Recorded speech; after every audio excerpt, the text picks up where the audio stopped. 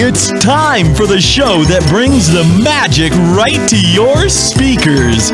Ears up! Hey everybody, welcome to the show. It's our final show for 2017. I have none of you on the microphone. Try that again. It's our final show for 2017. Yeah. Yay! It's almost birthday time for a couple of people. Yeah, for me and for you. Wait, Yes, when's thank your you. birthday, Darren? You know when my birthday is, husband. that's true. You're right. And you're after me. You're like a week. Are you the 8th or 14th? No, you're not 14th. 14th. I'm before you. I'm the 11th. Okay. I knew her birthday. Yeah, well, I don't know what to tell you about that. Of course I knew your birthday. I know. It was the 12th. I know. Not the 12th. But yeah, the year's almost over. It's been a weird year. I tell you that, man. It's been a an weird... eventful one for us. Yeah, for sure. Jeez. Just wait. 2018. 20. You think that's going to be the year that's going to get weirder?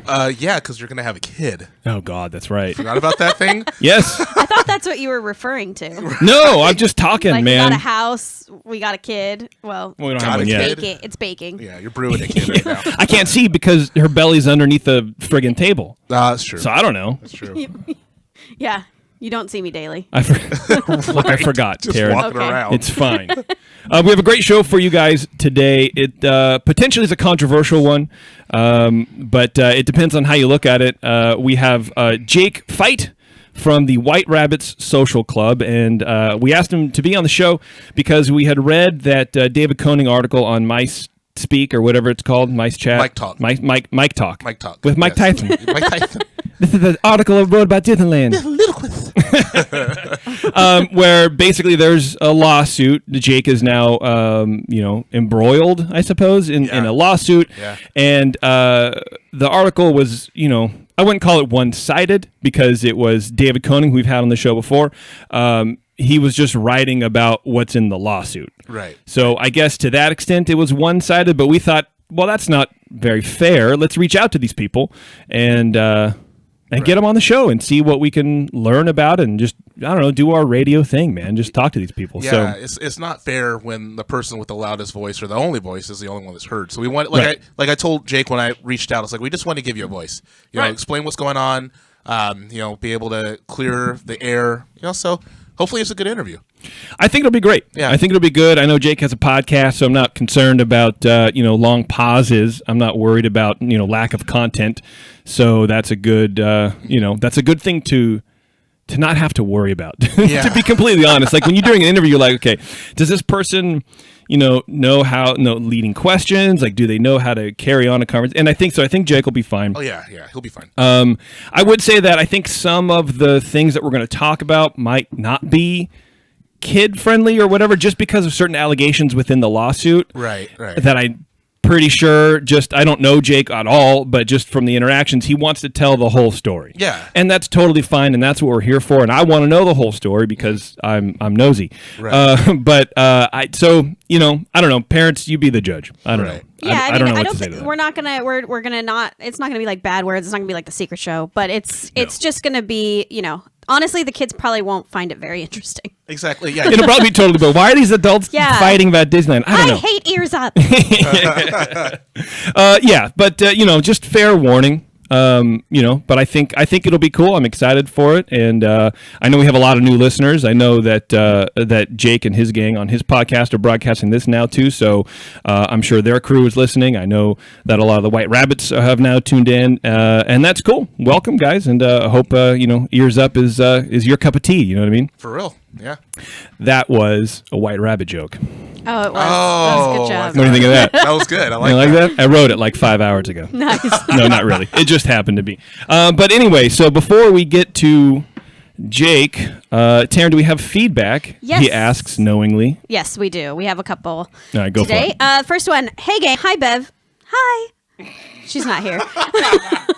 That's right. I forgot. Bev is sick. Yeah. She called me coughing. I'm like fever sick, and I'm like, Aw. oh, please stay home. Yeah, she got the man flu, dude. It's all bad. Which is a real thing now, by the way. Oh God, I read It's that. a real diagnosed thing. The man flu? flu is a real thing. Oh That's Lord, Yes. ridiculous. sweet Lord. Anyway, go. All on. right. Anyway, I think I'm sick. This is from Vince, who we've met, I believe. Okay. Hello, Vince. Yeah, I think he was at the 100th with his daughter. Probably. I think. Yeah, he was. Yeah? Okay. I spent this past weekend in the parks, and here are 3 things I learned. 1, my wife wore her churro shirt and got lots of compliments on it. It's very popular in the parks. 2, hot chocolate and peppermint churros are gross. It's a chocolate churro with peppermint dusting. Oh. I'm sorry, a chocolate churro with pepper. Wow, that's just a chocolate churro sounds gross because usually when you put like cocoa powder and things, it kind of dries it out because it's a little bitter. No, I wouldn't. No, I wouldn't waste your money, especially those weird churro carts in downtown Disney. Yeah, there's like watermelon and strawberry. Like, first of all, they're different brands. Yeah, but why do you want a strawberry churro? No, just a regular churro. That's the whole point of a churro. Is that it's a churro. Stop being extra. Just churro, and you're off. Yes. For real. The third thing he learned, number 3, Velvet Elvis, has a companion. Oh. In Small World Holiday, there's an Elvis bobblehead on the surfboard with Lilo and Stitch in the Oceana room. Huh. Nice. I've seen that before, actually. Okay. I'd be lying if I said I did. I think I pointed it out to you once, but... I'd be lying if I said I remember. It may have been there in previous years, but I don't remember ever seeing it before. I definitely have seen it once, but I don't think a lot of people know about it. So look out for that thing. It's pretty cool. I mean, if you go on Small World. Well, and if you're into that sort of thing. Yeah. Keep up the shenanigans. Your friend, Pop Sugar Vince. Word. Wow, too soon. It's true. The next one is from Michael, and this is feedback from Denver. We never were in Denver, Michael. You have the wrong show. Hey, Ears Up team. Lifetime Disneyland fan here, and I'm clearly behind on your shows given the following feedback. Taryn, you are wonderful. Well, thank you very much, Michael. Fake news. I just heard your feedback from the girl that called you dumb, and it really irritated me. I remember that one. I don't. What was wrong with me? I'm stupid. It's when I didn't know what a constable was, and yeah, and she was real mean. Yeah. All I can think of is the scene in Harry Potter when Hagrid tells Hermione not to sit on it for 1 second. Because you're great, and I appreciate your contributions to the show. Nice. Why, thank you, Michael. Did you write this? Are you Michael, in fact? Yes. Are you now, in fact, or have you ever been Michael? No, sir. As far as my feedback goes, I would like to start with the negative. Oh, good. Yay. Wow. We were doing so good, Michael. So good, Michael. Yeah. Should cut it off right there. And I hope it is read with open ears with a Z. No, I get it. This is for Jason. Why me? I don't Why know. do I get all the negative feedback on this show? I don't. Well, we're going to find out. All right. And it was kind of fueled by Taryn's bad feedback, but also influenced by other shows. Jason, I do not know you more than a couple hours a month, so I can't say I know you much at all. I also understand that you all review feedback before you record, and I'm sure you had great comfort for Taryn when she read this initially. However, when it was read on air for fans, it was our first time hearing it, and I must say, I thought you could have stepped out of the spotlight and toned down the jokes a bit. To hear the cameras clicking and you cutting her off was uncomfortable. Clearly, she was nervous and hurt, and it felt as though you couldn't address it seriously or let her have a moment to herself. I honestly don't remember what he's talking about. Yeah. We did. Is it when you didn't know what a constabulary was or whatever? No. So this chick wrote in. I got really upset about it. Because I can't even say it. I'm not going to, No, bag on you. that chick, I forget her name. She wrote in and she thought I was really stupid because of Terrence things, and she thought I was an idiot. Right. And then we did a press conference. I did a press conference to talk about it, I think, or something. Right. Okay. And so that's the cameras clicking was the press conference, and I think from what I remember, and it was a long time ago, so this guy's not going to even hear this feedback for a long time, but from what I remember, I was extremely nervous, but I was welcoming your jokes because I was having a hard time getting through it because I was nervous about it. And then, like, looking back, I was like, wow, I don't even know why I was nervous because it was really stupid. But, yeah. And so I think that you were, like, cutting into I had a speech prepared. Oh, and I was messing with you. I think you were messing with me during it. So he was apparently upset by that. All right. And he continues, I thank you for the show, and I understand without you it wouldn't exist, but that's the big thing, he says. Oh.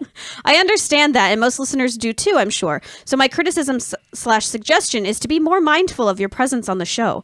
Listen to a couple episodes and note how many times you cut someone off, especially Let me stop Taryn. you right there, Taryn.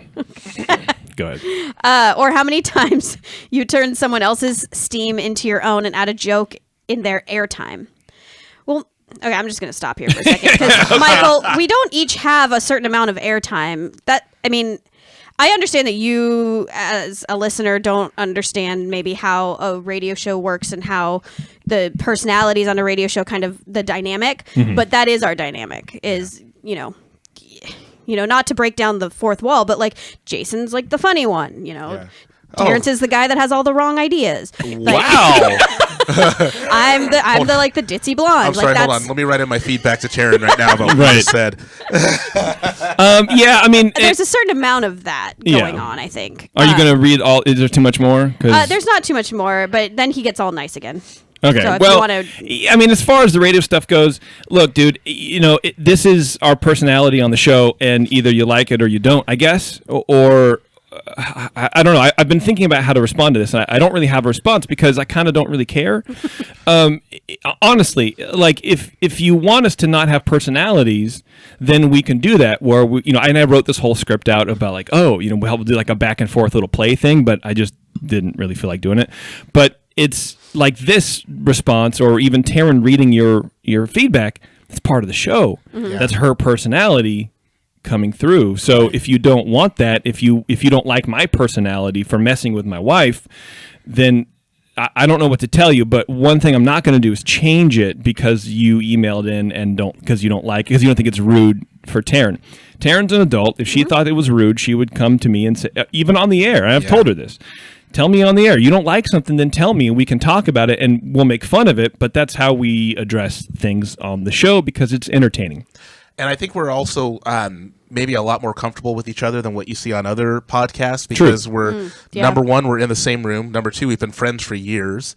We were friends before we started the show, and that's why it was so easy for us to start the show. And, we have great rapport with each other. And so we're going to mess with each other. We're going to do stuff like that because we're comfortable doing that. And if it comes across as rude, I'd like to say I'm sorry, but what I will say is I agree with you, Jason. If anyone has a problem, just say it, and we'll deal with it. And ultimately, it was funny. Right. I thought it was funny, and that's all that matters. Right. And it's true. Sorry. But as far as try listening to a show. I listen to every single show. Yeah.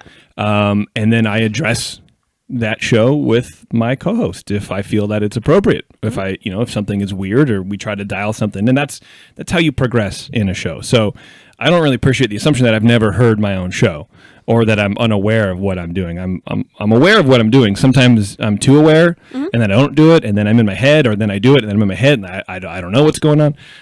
But I appreciate it, Michael. I appreciate that you took the time to write into us. That's cool. Yeah.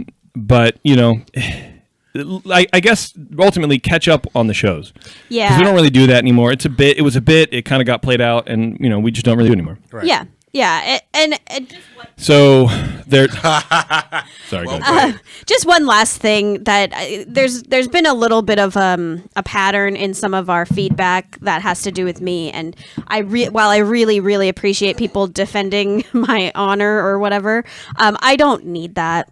I'm a grown up. I'm going to be 35 in a couple weeks. Like I can pretty much handle my own. And there have been times where we get like a negative feedback and it affects me and I get upset, but I'm a big girl.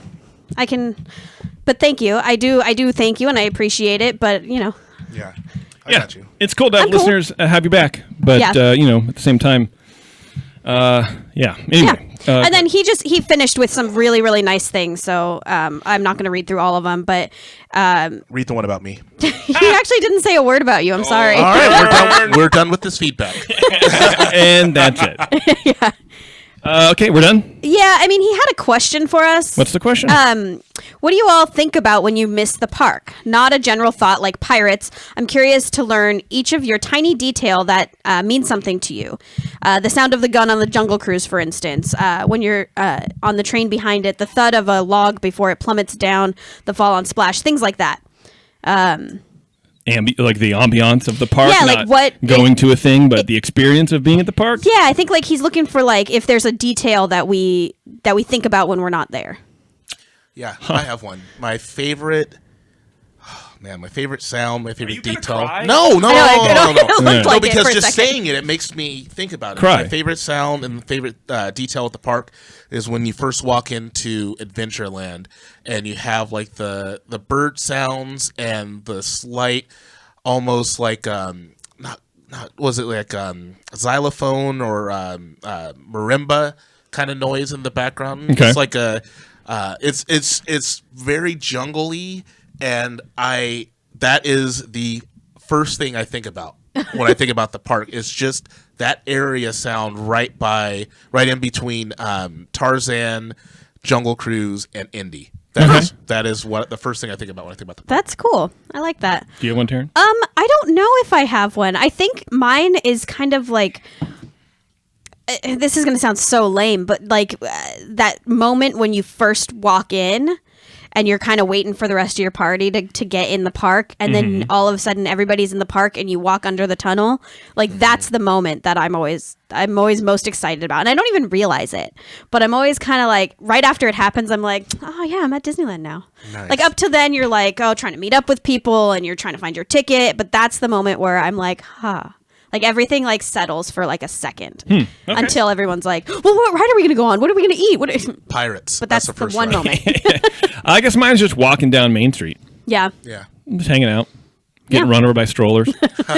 That's gonna be you soon. I know. All right, let's get Jake on the phone here All right. and get the old interview going here. Let me move this. And I'm excited for this show. I think it's Yeah. gonna be cool, man. Because it's kind of gaining a life of its own A little bit. on yeah. the internet, and which is interesting to me. Yeah. I don't really think anything like this, and maybe our nose is too close to the dashboard on this, and like so it seems bigger than it is. Possibly. Yeah. But I don't know. I'm fascinated with it. Jake, are you there, bud? I am here, and you've put me on hold for so long that I've been doing shots for like an hour straight. So, Well, you're welcome about that. What are you doing shots of? I am drinking. There's a drink that I like. It's called Slow and Low. Okay. And what it tastes like, hold on, let me turn my headphones down. It's called Slow and Low, and what it is, it's basically an old fashioned in a bottle. So you just drop an ice cube in a glass, pour it over the ice cube, and you've got a nice old fashioned without having to do all the work. It's very accepting for the lazy alcoholic.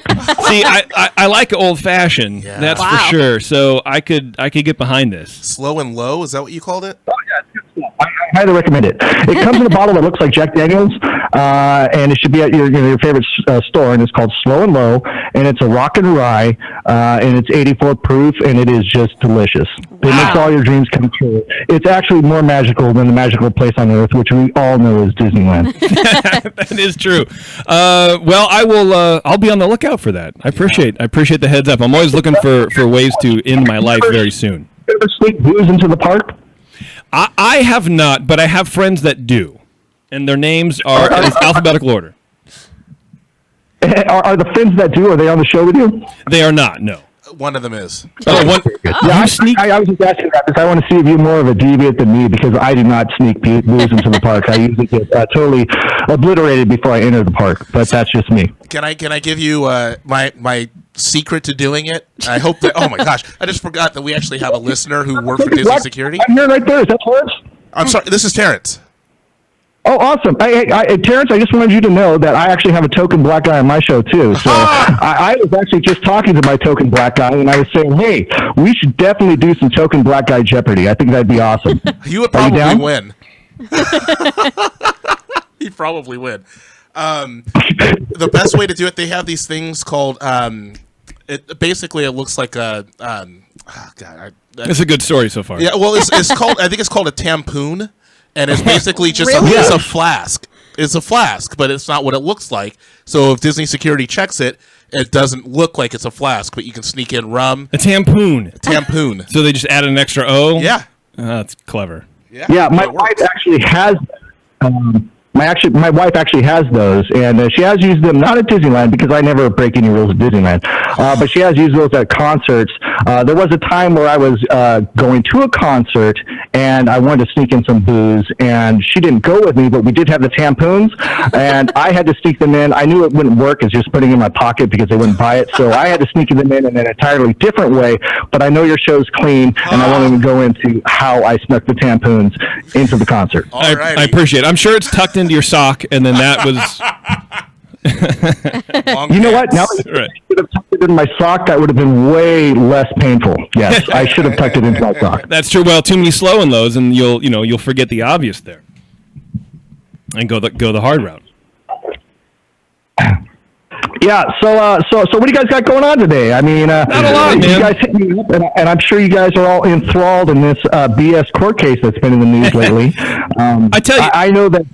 Recently, myself, I did an interview with a 3-time Pulitzer Prize-winning writer from the LA Times, and he's actually picking up on the story too, and it actually should be running this weekend. So I'm pretty sure that that's the same reason why you guys are wanting to get me on their show and poke around and see what's going on with this lawsuit, right? Yeah, pretty much, man. I'm interested. I'm fascinated by this, and I think Terrence told you before, we want to give you guys a voice, and mainly I'm just curious. I'm not like the world's best interviewer. I'm not the world's best podcaster, but I'm super curious about stuff like this. It's kind of like social commentary. I'm fascinated by why people would do stuff, one side or another, why people would make stuff up, all this kind of crazy stuff. So I figured we'd try to get you on the phone, and then here we are. So if you want to jump into the story, I know you have a backstory. You want to give the entire story, and I appreciate that because that's exactly what we're after. Well, I mean, yeah, something of this magnitude, it's obvious that something just doesn't blow up like this overnight. You don't just jump from everybody's having a good time to all of a sudden some guy from Sacramento is trying to sue Disneyland, myself, and a bunch of other people from the social club scene. That kind of thing doesn't just happen overnight. There's obviously a backstory of how it got to that level. And the backstory is it is simple in one aspect, but it's actually a little complicated.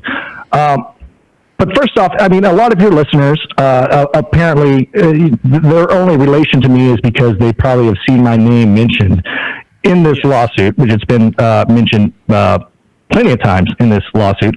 Yeah. But let me just give you a little background about myself. First off, I'm 42 years old, and I know what you guys are thinking. I know what you guys are thinking. 42 years old, what is he doing wearing a social club vest? And believe me, I ask myself that all the time, and I try to avoid wearing the vest. But I am 42 years old. I've got 2 kids, 15 and 22. Hold on, I'm gonna interrupt you just because you don't wear the vest. Why don't you wear the vest? I only wear it when I have to because I'm not a biker, and that's just not my thing. And I think it's kind of hideous, and I think the whole vest thing is just a big joke. But I do wear it when we're doing big club events and other kind of stuff like that, just out of respect for everybody else. But me personally, my fashion choice, I'd rather be wearing Lululemon leggings and a skin-tight belly shirt than wear that stupid vest. Sounds good. Hey, you can't fault fashion, first of all. No, but seriously, how do people in the club feel about that? Who cares? It's Disneyland. Do they not care? I don't care. do they really not care? Because I think that would be something that people would be passionate about. Because from what I know about social clubs, and we have a dumb social club, it's like 25 people. It's not super intense, but we have fanny packs because I thought it was funny. And then the moment I put my wallet and my phone in there, and I didn't have it in my pocket, it changed my entire life. And now I'm totally on board with the whole social club thing. I think it's great. But social clubs are for hanging out with your bros, with your friends at the park, and kind of hanging out. And I would think that if you didn't wear your vest, you would be kind of poo-pooed or whatever. But maybe that's different for each club. I don't know. I don't want to really give in to people poo-pooing me. I could really care less. But I mean, usually I do when I go to the parks. I'm usually wearing some other piece of swag. I mean, our social club alone, I think we've got about 30 different T-shirt designs. We've got hats. We've got all this other kind of nonsense, which I don't make any money off of, and I don't understand why. But we do have all this other kind of swag, And usually I'm wearing one of those pieces, but not necessarily the full Sons of Anarchy biker vest. Right. Okay, that's interesting to me. Yeah. I had no idea this happened. Yeah. Well, okay. So a little bit about myself. I mean, in the past, I've been a plant superintendent where I had 100 Boilermaker union guys working under my supervision. I left that job and I worked at a private hedge fund for a while. Then after that, I actually pursued something that's always been a part of my life since I was 18, and that's a live sound engineer. And so I have my own company, and I've worked with, on the corporate side, I work with companies such as Microsoft, AT&T, HTC, Cal Baptist University, and countless others. As also along with mega churches such as Harvest, which does the big event at the Anaheim Stadium, and Crossroads and Corona and other stuff.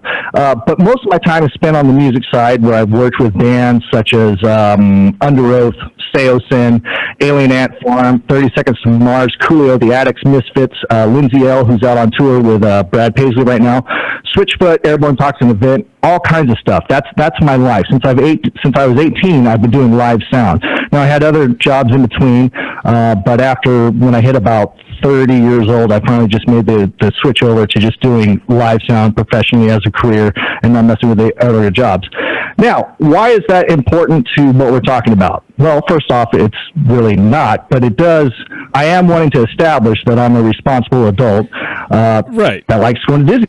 Yeah, but I have a very, very busy life outside of Disneyland. You know what I mean? I hear what you're saying, man. You're not just some dude, some schlub who only thinks about Disneyland and Disneyland his entire life. You're an adult with actual aspirations. Yeah. Right, and that's important because a lot of these subgroups, they look at other subgroups and they just think, oh, these are hardcore bikers. All they do is wear biker vests, and that's their lifestyle. No, that's not a lifestyle. That's some silly crap that I happen to put on once in a blue moon when I go to Disneyland. But that's not who I am. I'm a professional. My wife happens to, she's an office manager for a mortgage broker. The other guys in my clubs, I mean, you've got fraud investigators, which is one of my VPs. You've got a guy that owns his own car sale business. You have all kinds of people that are mixed up in this social club scene. Right. Which I think is important to remember, especially in something like this, because at the end of the day, these are people. Yeah, exactly. More than their interests outside of Disneyland, they're human beings with lives. Right. And all the drama can sometimes seem like that's the focus, right? But we all have a life to lead. Right. Right. And there's all these, except pin traders. I think pin traders is the only subculture of Disneyland that actually doesn't have a life outside of pin trading. But that's just my personal opinion, and I won't take it too hard on the pin traders. Pin trading is weird, dude. That's fine.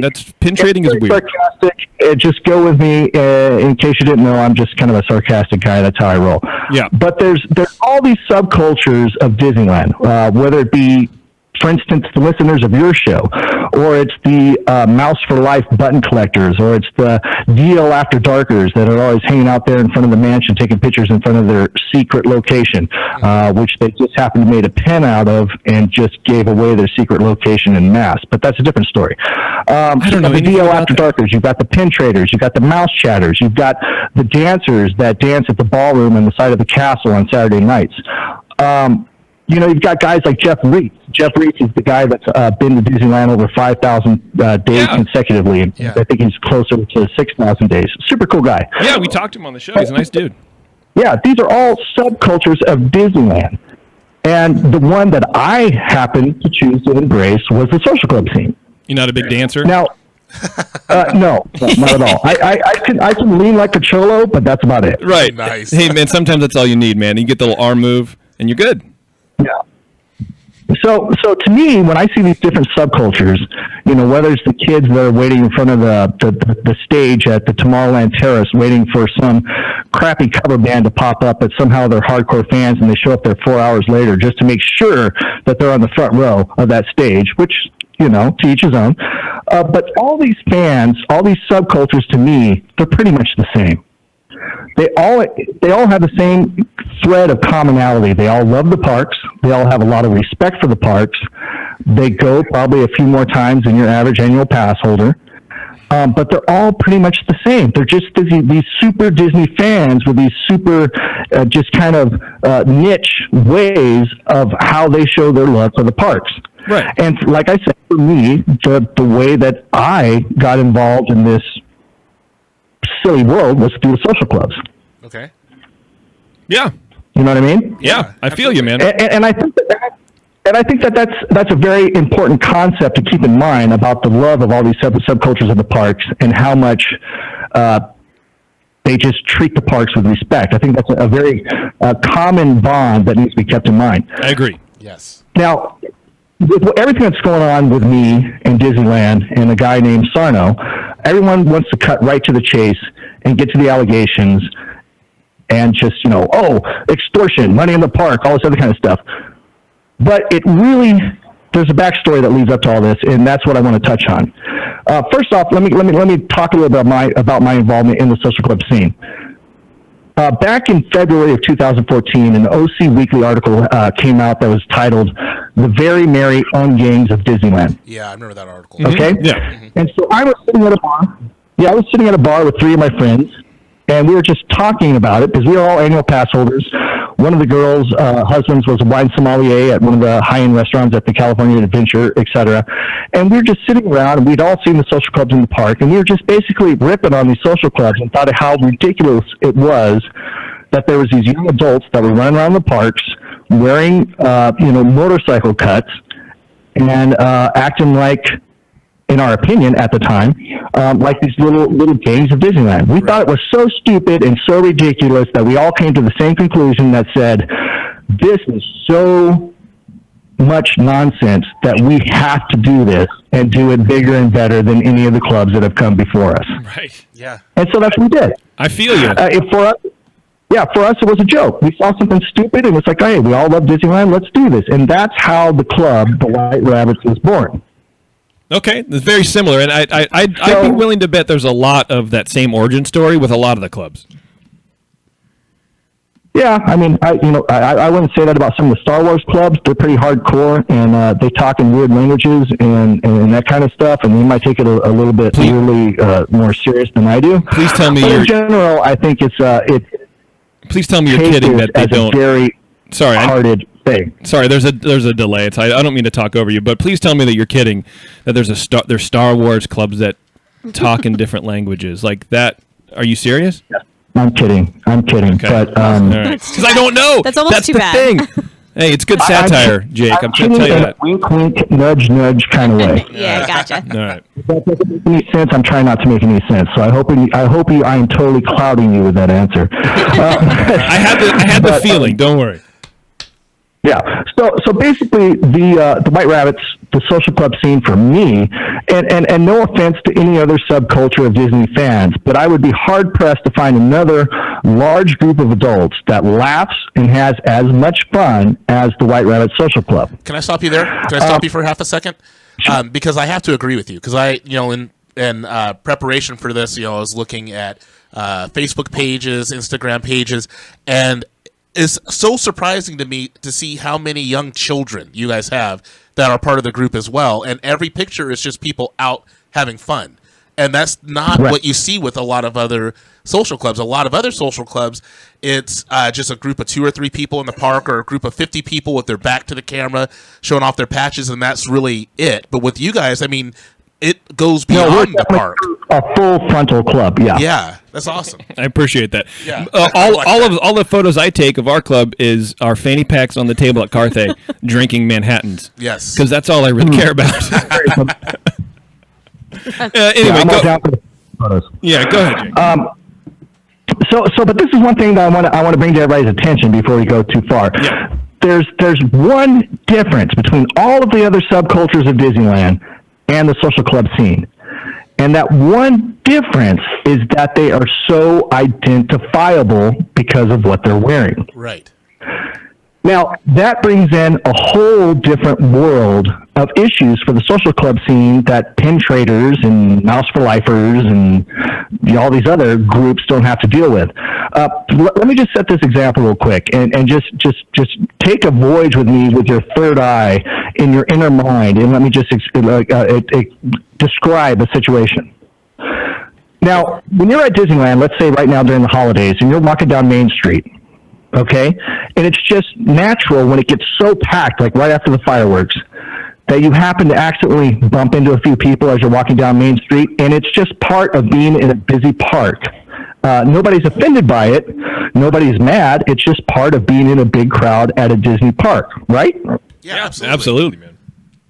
Okay, now, here's the difference. Here's the difference. Take 30 guys that are in that same crowd that is just bouncing off each other, put them in social club vest, and all of a sudden a big group of people becomes identifiable. And the same actions of walking down Main Street in this crowd where people are accidentally bumping into each other and doing all this kind of stuff, it takes on a whole different meaning.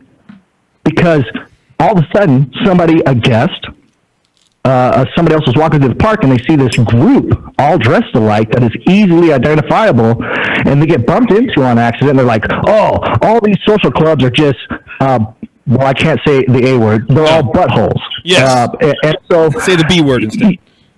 Yeah, so you understand that the one difference between the social clubs and all the other subcultures is that they are so easily identifiable. Well, and so because of that, by nature, anybody in a social club has to be on their utmost, top-notch, best behavior at all times. I mean, when I'm wearing my vest, I am fully aware that I'm wearing my vest, and if I happen to accidentally bump into somebody while I'm walking, I am almost like overly apologetic because you have to be, because you're identifying a whole group. Right, and you're not only just identifiable, but I think by definition you're also slightly intimidating. And I'm not talking about like the 12-year-olds or whatever, but, you know, if you're a 35-year-old dude and you have, you know, sleeves tatted up and you have the cut on, you know, if you get bumped in or maybe let's say knocked over, whatever, right? You just see patches. You don't really see anybody else. And so I would say you have to, well, I mean, I guess I'm just going to repeat what you just said. You have to be overcompensating for how you look, not just because you're identifiable, but because you have an intimidating look. Any group that's matched is and we are well aware of that.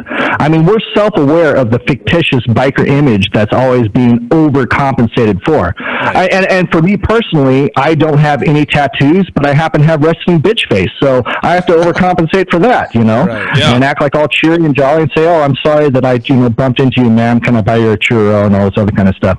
But you're absolutely right. I'm not the one that came into the social club scene and decided that we should all wear social club vests. I didn't originate this stuff. I came way after, but it's kind of par for the course now. Right. But you are absolutely right, and that's one of the things that we try to drill into the people in our club and you club. You don't understand a social club vest. You have to be the nicest person that anybody in the park has ever met because you do look intimidating. Right. I don't care if you're 4 foot tall Hispanic chick that weighs 80 pounds. You're still in a biker vest, and people by nature find that as intimidating. And so that is definitely an obstacle that we have to overcome being in social clubs. That's true. The solution, fanny packs. Oh, stop. Yeah, fanny packs are way less intrusive. Of course, I'm going to be looking out for them, and if anybody bumps into me with a fanny pack, I'm going straight to City Hall and filing a complaint. You should, dude, because you never know what's in that fanny pack. That's true. I'll tell you that right now. Switchblade in my fanny pack. Switchblade and tampons. So we're still working our way to the Sarno stuff, and I am going to get there.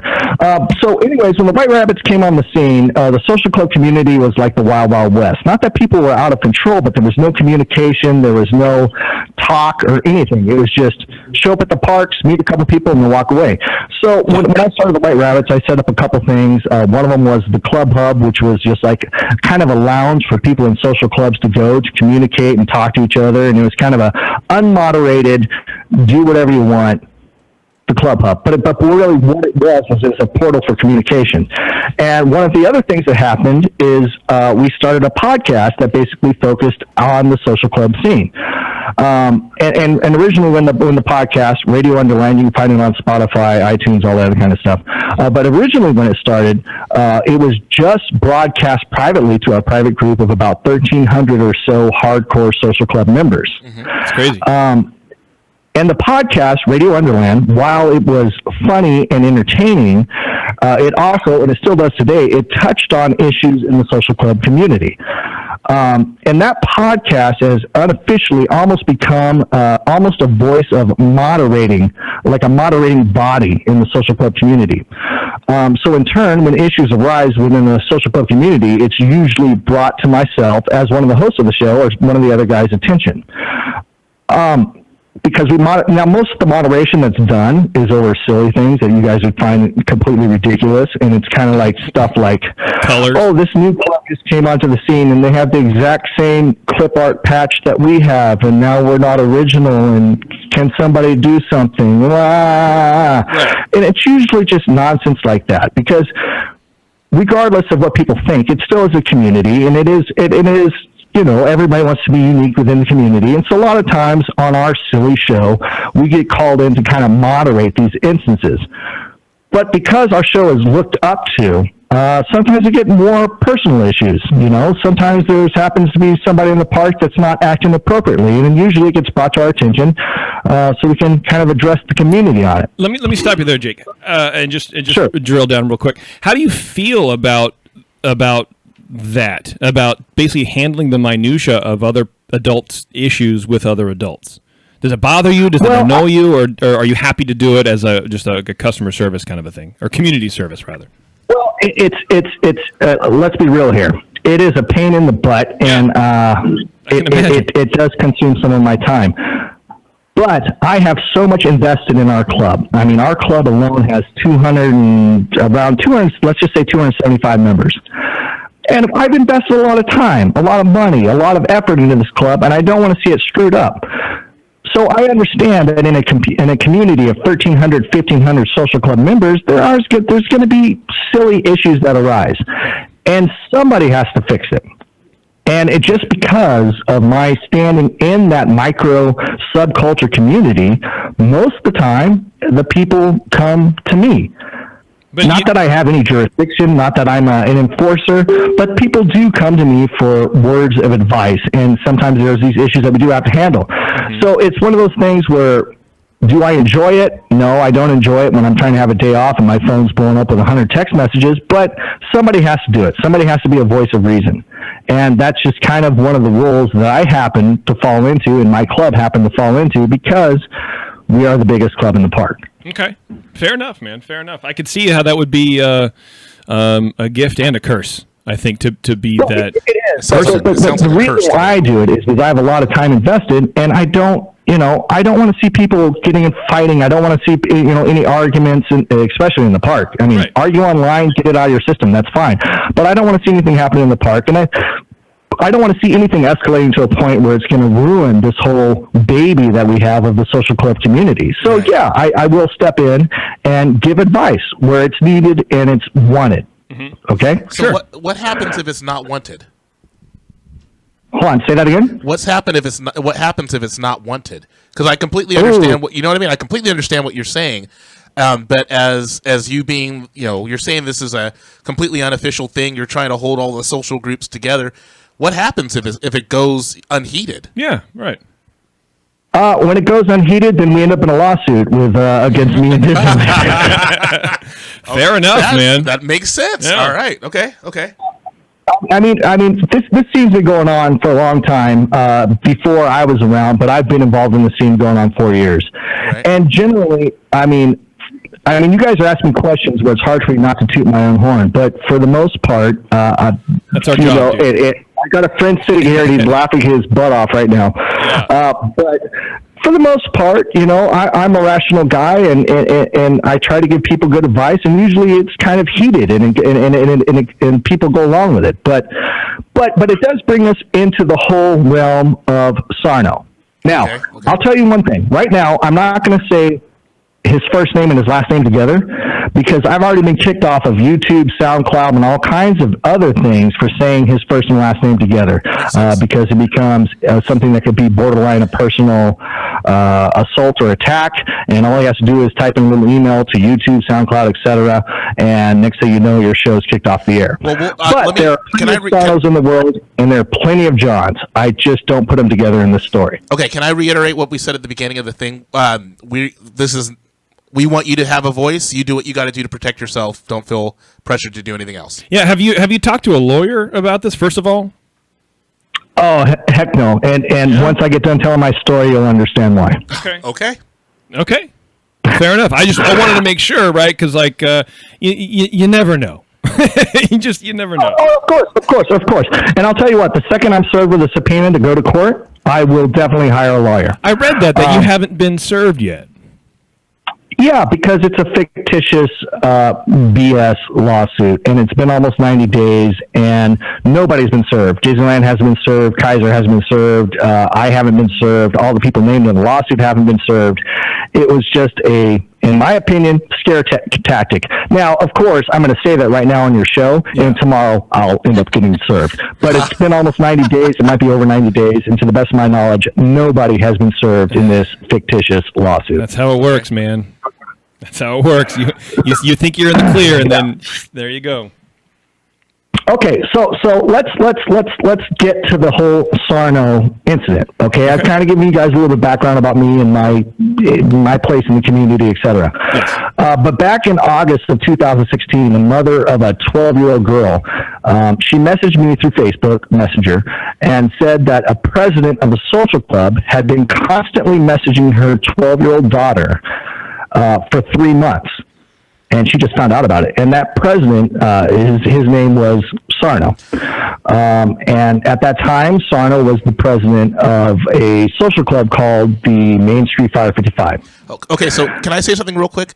Okay, so as a parent and as a member of a Disney social club, if I had an issue, whatever, a loose one, whatever we are, yeah. So, if I had an issue with someone in another social club, I can understand coming to you. But this sounds like it's a legal matter, doesn't it? Like to me, it sounds like she shouldn't have gone to you. It sounds like cops, she would have gone to the cops. Yeah. Oh, exactly, and I agree 100%. And that's the same advice that I gave her. However, she didn't want to do it. Huh? Why not? You know, that's something that you would have to ask her. Okay. But believe me, everybody and their mother told this girl to talk to the cops, and it would solve a lot of these problems. But the girl, it's a young mother. She just didn't want to do that for whatever reason or not. So since she didn't want to do that, it kind of pushes it to a different area. Because it's still stuck with the only person that can turn this guy into the cops is the mother of the daughter. Right. And she get it.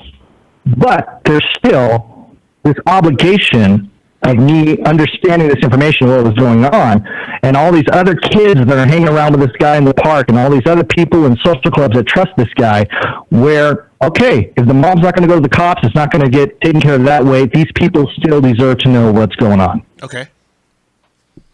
Does that make sense at all? I know it's a little complicated, but no, so anyway, she came to me in August of 2016, and of course the whole reporting it to the cops conversation came up immediately. And I asked the mom, I said, what is your relationship with Sarno? And she said that she had only met him one time in the parks, and it was for about 5 minutes. And during that encounter with Sarno, he gave the 12-year-old daughter a special limited coin that he had made, this comes into play here in a second. You'll understand why. And he told the little girl to, take a picture of the coin and post it to Instagram. So, the mother, I asked her, I said, hey, can you send me the screenshots of these conversations, these 3 months of conversations between, Sarno and your daughter? Because I just want to take a look. I want to see what, there's a lot of false accusations that go around too. And it's one of those things where for me, I'm not the law, but I did want to kind of take a look and see what was going on. That's that podcaster, man. You got it. You want to get to the bottom of it. I feel you. Right. So at that time, the mom said that she didn't have access to them because she had blocked Sarno immediately once she discovered this 3-month train of conversations with the daughter. And so, I told her, I said, well, just go to his profile, unblock him. The messages will pop back up in your messenger. Screenshot that stuff and get it sent over. Now, at that point in time, I didn't know Sarno personally. Mm-hmm. I had heard of his club, the Main Street Fire 55 SC, and all I knew was that he was a firefighter that started a club for other firefighters and people involved in the civil service. Okay. The only contact I'd had with him is he'd sent me one message on Facebook, and it was on Facebook Messenger, and it was basically him asking if he could post a flyer for his upcoming 9/11 walk in the Club Hub, which is the big central Club Hub page for people in the social club scene. Yeah. And I told him straight up, I said, the Club Hub is intentionally not moderated. Everybody has an equal voice. So, I mean, if you want to post something, go right ahead. But that was the only communication I'd ever had with this guy prior to this mother, coming to me about this instance with right. With her 12-year-old daughter. Right. So immediately after the mother brought this guy's kind of to my attention, and she was working on getting me screenshots of those messages. I, like any other person or any other reporter or any other person in the media, immediately just started poring over this guy's social media just out of curiosity to see what are we dealing with. You know what I mean? Yeah, absolutely. And so I started noticing some really odd things for the social club community. Now, I'm not going to knock anybody for whatever weird crap that they're into, but one of the posts that I saw on his Instagram was requesting other swingers at Disneyland to contact him and his wife. If you're a male, contact me. If you're a female, contact my wife.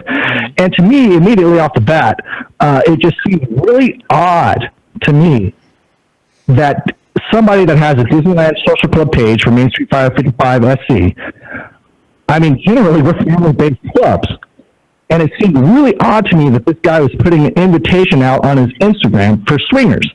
Yeah, now, it is I'm not going to odd. knock anybody, Right. consenting adults that wants to go swing. I don't care. What sure. you do in your bedroom is your business. But it did kind of make me curious as why some guy was doing this on their Disneyland Social Club page. Was it because? Well, okay. Let me interrupt you for a second. I guess I already did. I agree with you on kind of both sides of what I perceive to be your conflict, right? Like, because I read that in the Koenig article. I think it was in the Koenig article. I don't know, wherever it was. And I was like, well, who cares if he wants to swing? Who cares? It doesn't really matter. But I think in the context maybe of him posting stuff in your group, you maybe don't want to be associated with that, and maybe that's kind of what skeeved you out a little bit, or what? Man. It's not the place. Well, it just started to, like I said, I've been in the rock and roll industry my whole life. I do live sound. Swinging is like the least. I've seen what goes on backstage at a concert. It's like I'm not tamest thing you've ever seen. Right, swinging can't be like the most offensive thing to you. No. No, not at all. Can you imagine? I'm pretty jaded when it comes to that kind of things. But it was something that when you have a mother that's saying that this adult male has been talking to her daughter for 3 months, and then you start seeing this other kind of stuff, and it just starts to, okay, there's nothing criminal there, but it is like kind of... It's weird. It's creepy. Danger, Will Robinson, what's really going on. Right. Okay. And then I saw some. Now remember, this is his Disneyland Main Street Fire 55 SC social club page and Instagram. And I saw other posts, and one post was with a guy in a gas mask that was completely naked, lifting weights with his unit tucked between his legs, like Silence of the Lambs style. And it was just things that I thought was kind of, let's just say it was kind of tasteless. Well, for somebody that club that is Disneyland kids and all this other kind of stuff. It does kind of smack of predatory or grooming, I guess you would call it. That's a good way to say it. In a minute. It's weird, man. It's weird. Yeah, so to me, it seemed like something that was just, I'm seeing these images. I'm hearing a mom tell me that, this guy's contacting the 12-year-old girl for 3 months, and it's just starting to paint this kind of almost creepy lookout picture, okay? Now, I didn't see anything illegal, but it just didn't look right. It's or appropriate. Let's just go with appropriate. Yeah, I get that. So as I'm looking through all this stuff, now remember, the only thing I know about this guy is that he's a firefighter, and he has this club for other firefighters and civil servants. One thing I started to see from this guy's Facebook, and the other thing I knew about him was that he approached me about doing this 9/11 walk, and he wanted to advertise it. Okay, no problem, no harm, no foul. But one thing I started to see from his Facebook And believe me, at the time when I was looking through his Facebook, the guy had pictures all the way back to high school posted on his Facebook. I mean, I saw pictures of his family. I saw pictures of his nieces and nephews who served in the military. I saw old pictures of his dad, who had the same name as John, which comes into play later. He had the same name as John, but with a different middle initial, who was an EMT correctional officer. But one thing that I didn't see in any of this guy's pictures was him as a fireman. I didn't see him in a fireman's uniform. I didn't see him at a firehouse. I didn't see him standing on a fire truck. I didn't see him at, graduating fire school, whatever that's called. I don't know. But I didn't see anything that actually associated this guy as a fireman. And the only thing I knew about this guy was that he was a fireman. Right. So he told you that he was a fireman, right? That's where you got that? As all this is going down, I'm just by looking through his social media, I'm starting to just kind of sense some red flags of, wait a minute, who is this guy? Right. So what's really going on? He had told you that he was a fireman. Everybody. Right? He's going around telling everybody that he's a fireman with Sac Metro Fire. Okay. That's the whole premise of the social club. Now, I understand that alone isn't proof. Okay. I'm well aware of that. But I do know that every other fireman that I know and am friends with have multiple pictures of themselves in and around firehouses, fire situations, etc. Right. But I have to say, honestly, it did make me suspicious. And it made me start looking at the guy a little closer because all I was seeing, it was a man claiming to be a firefighter, and he's also getting ready to do a 9/11 walk, under the premise that he was a firefighter with Sacramento Metro Fire. And then I've also got this mother coming to me saying that he's messaging a 12-year-old girl for 3 months. Okay. So in general, I had a very uneasy feeling about who Sarno really was. Right. I mean, I'm hoping that's making sense. It's definitely making sense, man, for sure. I get you. So, and not to mention, there's so many micro observations. Not to mention, Sarno's photos from high school on. He's a very large, hefty man. I'm talking obese. I'm talking some guy that can't get on some of the rides at Disneyland. And at no time did I ever see him in any of his photos within, let's say, 150, 200 pounds of being remotely close to being in shape enough to pass a fire academy or any sort of training. Right. Okay. Right. So as I was waiting to take a look at these messages that the mother was trying to retrieve, between him claiming to be a firefighter, between what the mom told me was going on, I had multiple red flags, and I just felt obligated to let some people know. Okay. And at no point did you think, well, hey, maybe I can go to the cops? Or you just heard that she didn't want to do it, and you wanted to help her out and just do something. Okay, you've heard what I've said so far. Yeah. What do you see that is actually criminal? Well, nothing is criminal, but it's the unwanted advances of an older man on a preteen, I guess. Preteen. And I would think, and I don't know this to be true, but I would think that the Sacramento Police Department would act on that, even just investigate if they got a tip that was happening. And again, I don't know, and I'm not saying that you did anything wrong. I don't want that. I hope that didn't come across that way. I'm just saying. I just wanted to clarify the thought process on what happened after that, because I know what happens next, and I want to make sure that you have to realize, and that's an excellent point. And maybe hindsight, as we look back on it now, maybe I should have reported to the cops. Mm-hmm. But I also had a mother that was a mother of the daughter that was confiding in me in a confidential way that did not want to go to the cops. I didn't know what her reasoning was. Okay.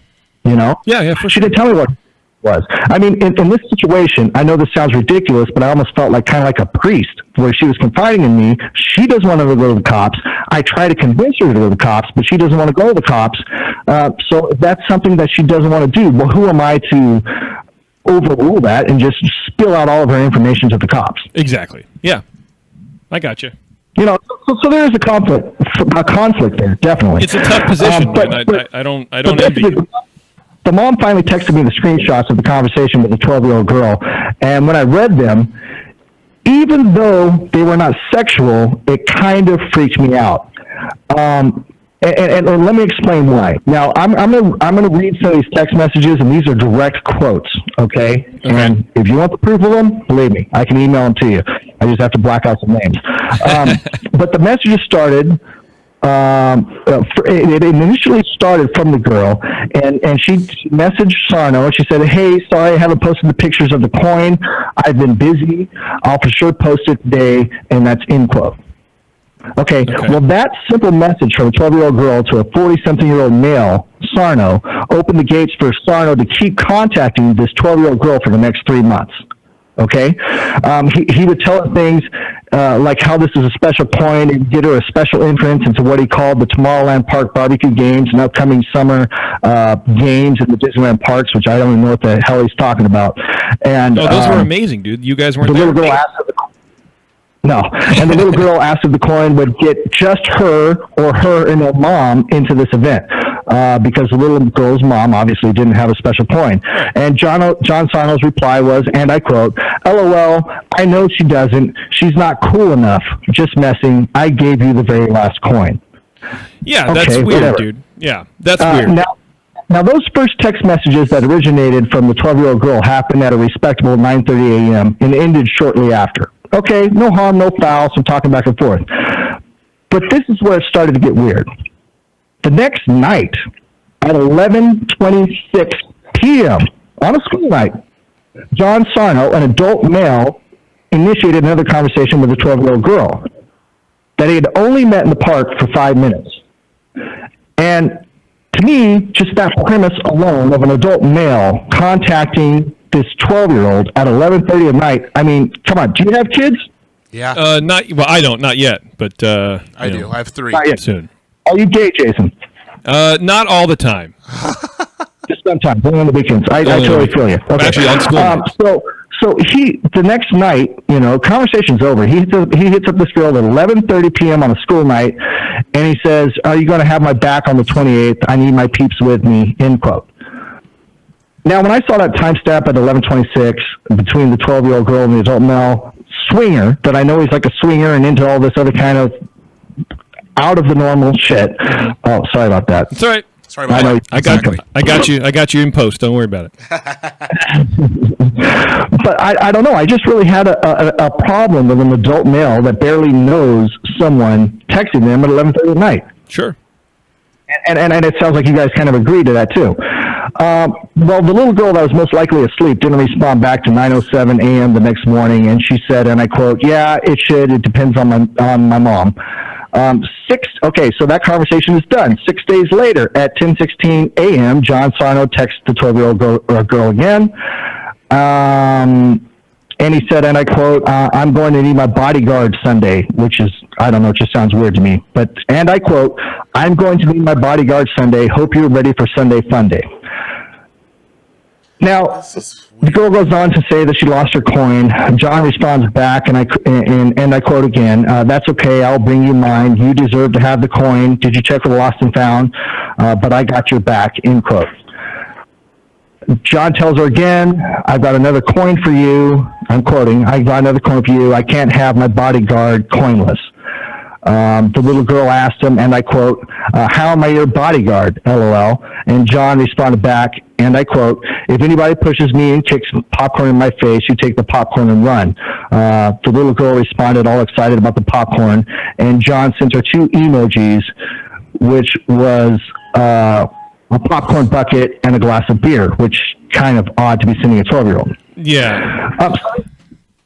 This because there was a lot of messages that went back and forth, but it all came to a head over a 3-month period when John, who's not affiliated with Sarno, these are 2 different people, just for the record, to keep my out of a swing. Okay. Good job. Yes, but it all came to a head when John text messaged the girl, days later at 2:36 a.m. in the morning, and asked her if she was going to be at the parks the next day.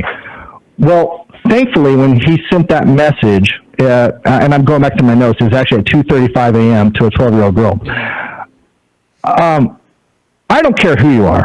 I don't even text my 15-year-old son at 2:35 a.m. in the morning because I know that he's got to get up for school. This adult male almost 40 years old, text this 12-year-old girl at 2:35 a.m.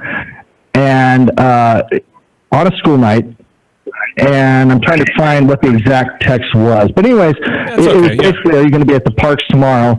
And what had happened is that the mother intercepted that text message at 2:35 a.m., and that's when all came to a head.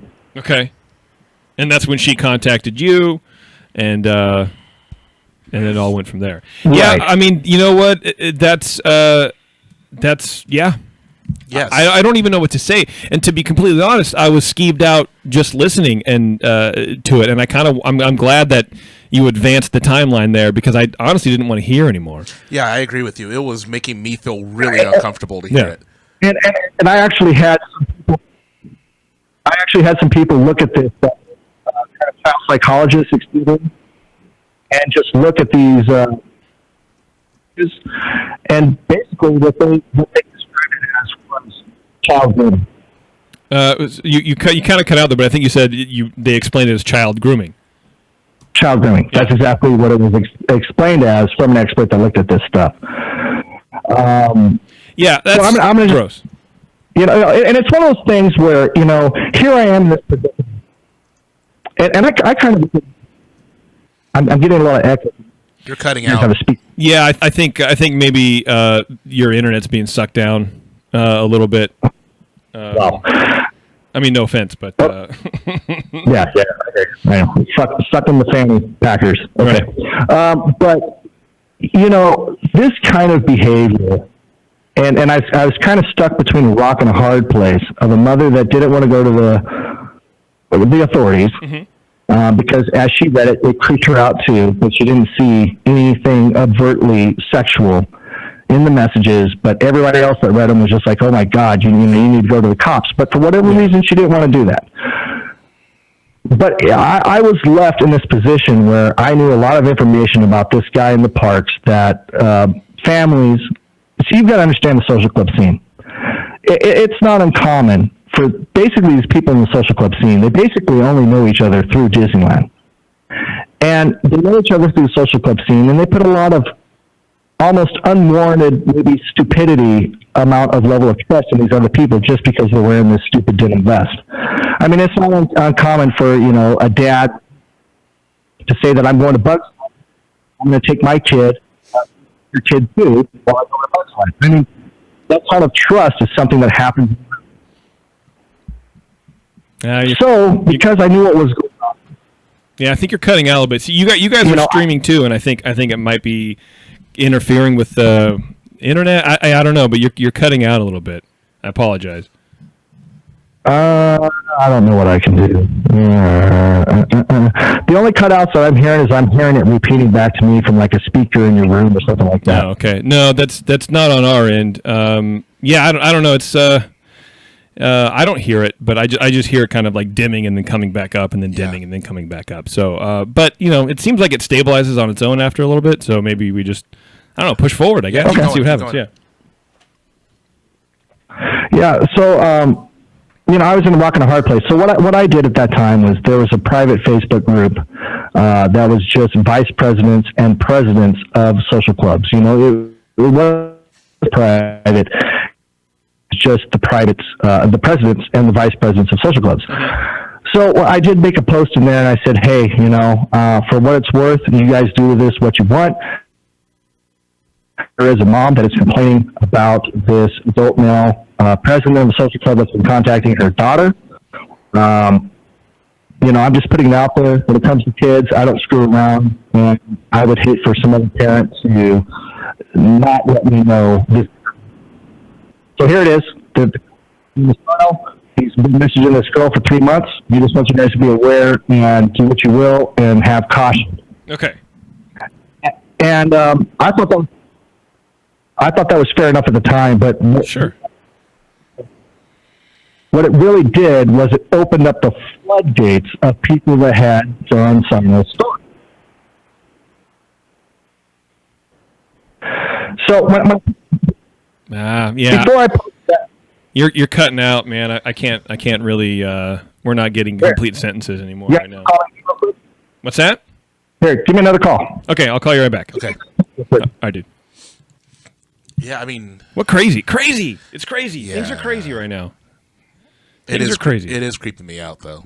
Yeah, I know, and that's to be honest with you, that's before I call him back, but as I'm calling him back, that's the position I'm in. Like I want to hear about it, but I think we're getting a little too deep into it. Yeah, we're getting a little too deep into it. I know it's important to get the background, but it's making me uncomfortable, which I guess is the point, to be honest. I mean, it's, because he wants to...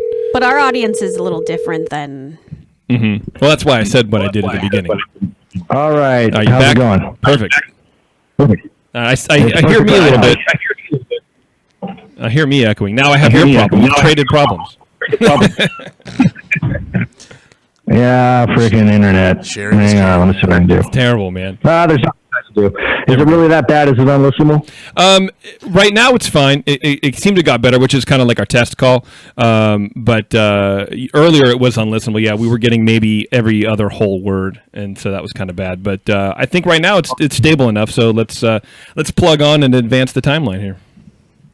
Okay, so at that time, I let the presidents of the other clubs know what was going on, and I'd also sent out a message to John specifically, and I said, "Hey, man, what's going on? I've got this mom complaining that you're contacting her daughter. What's going on? You know what I mean?" Mm-hmm. And at that time, he didn't really respond right away, so I just went ahead and I let all the other presidents know. Okay. Now, it was at a very critical time for John because it was about a month before his upcoming 9/11 walk. Right. So now, believe me, the social club scene, we're involved in all kinds of types of fundraisers and all this other kind of stuff. I have nothing against anybody that's trying to raise money for any noble cause. But when something gets dropped in your lap like this, it's kind of like, well, you can't just sit there and be silent. You have to say something. Mm-hmm. So I messaged him. He didn't respond, and let me see. I'm kind of I've got some scattered notes on this thing, and I'm kind of trying to sort through it to make sure I don't miss some of this important stuff. Well, that's fine. I mean, I think if we can, do you think it'd be all right if, for the timeline's sake, if we just skip ahead to the event and to the actual confrontation? Sure. Okay. Yeah, but there's also some things. I mean, because there hasn't been much other than a story that established a character of John. I personally think we're there. I personally think that we've reached that point. That, yeah. Like we get it. No, you've kind of reached the tip of the iceberg, but you haven't really understood the outrageousness that this guy is willing to go through. Let me just read you one text message between him and the vice president of his club at the time. And this is the vice president of the club, and he's saying, "Oh, fun. How was your guys' New Year?" And here's Sarno.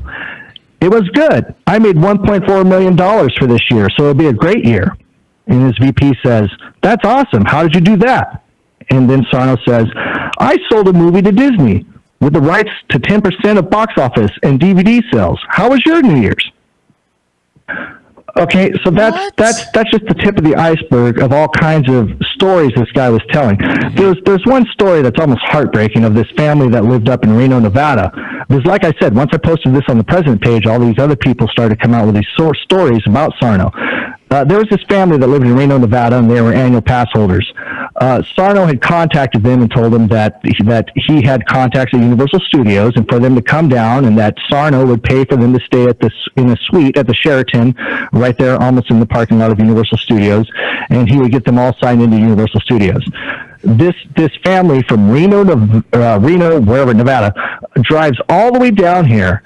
And as they're on their way down, I mean, they're talking to Sarno up until like a day before they leave. They leave, they come down here, and as they're coming down here, Sarno just goes silent and won't respond to anything that any calls or anything. And this is a family driving from Reno based on this guy's word that he's assigned to Universal Studios.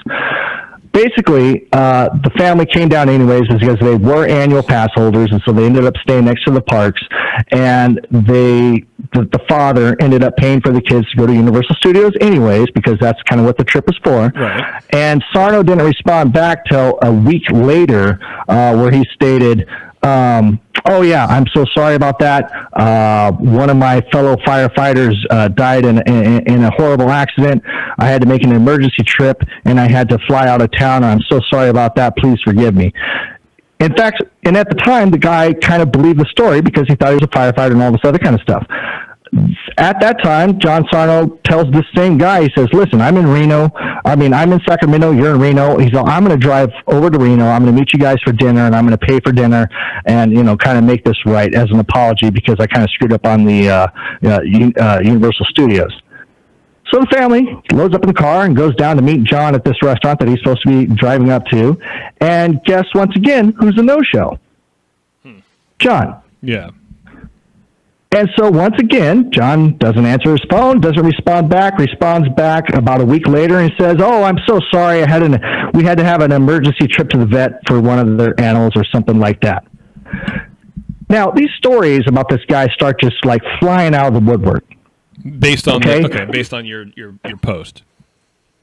Right. People have all kinds of stories about this guy.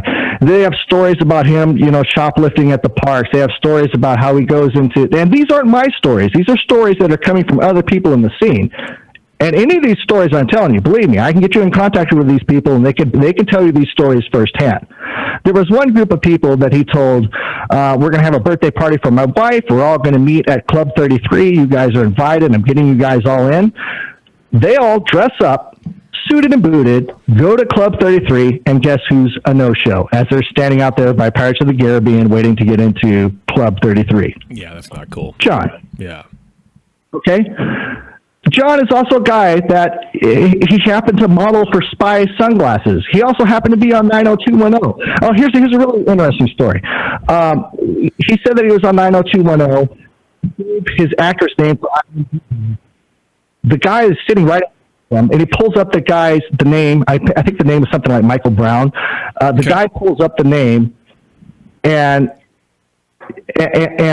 he pulls up the name, and here up pops the picture, the publicity photo of this actor. And John looks at it and says, "Yeah, that's me." And then the guy shows it to John's wife, and John's wife says, "No, that's not him." I mean, these two couldn't get their lies straight. Yeah, they were just pathological, just insane liars. So here we are sitting in the social club community, and we've got this guy that's a pathological liar. Stories coming out of the woodwork. He's scamming all kinds of people. People are complaining about him ripping them off and silly things like pin trading and all this other kind of stuff. Yeah. And we've got this guy that's doing a 9/11 fundraiser, scamming people, and talking to a 12-year-old girl for the last 3 months. Right. I think we're set. So let's fast forward. Let's fast forward to the day of the 9/11 walk. Now, there's all kinds of crazy allegations in this lawsuit. And one of the allegations, let me see, I don't have it in front of me, but the seventh allegation in the lawsuit, let me see if I can find it in my notes because I want to actually read this word for word. Okay, here it is.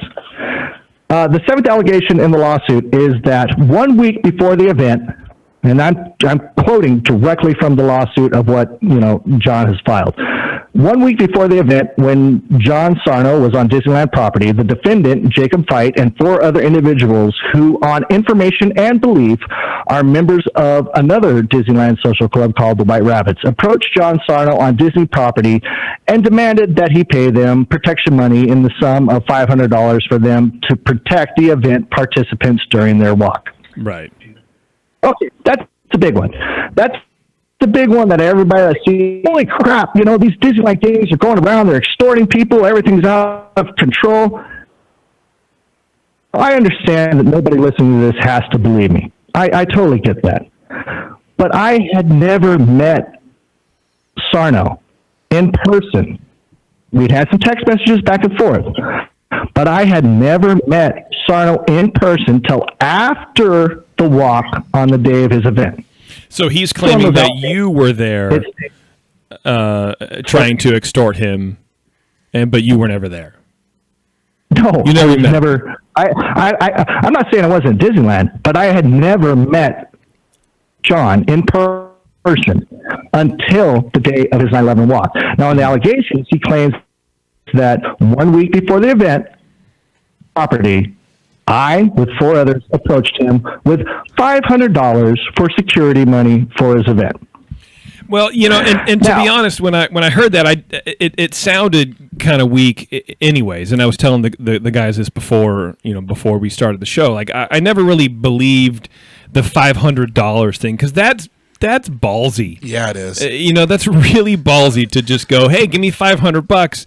It doesn't seem like it based in any sort of reality at all. But I wonder why he would make that up. It sounds like he's used to making stuff up, allegedly, of course, because I don't know for sure. Those outrageous stories that he was, and believe me, there's plenty more outrageous stories. He was on the practice team for the 49ers. All kinds of nonsense. Well, who wasn't? The 49ers aren't very good. Exactly.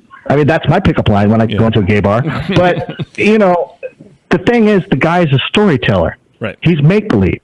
He's baloney. And the whole thing about me meeting him with 4 other guys and extorting him for $500 is just ludicrous. It is ridiculous. It's unfounded.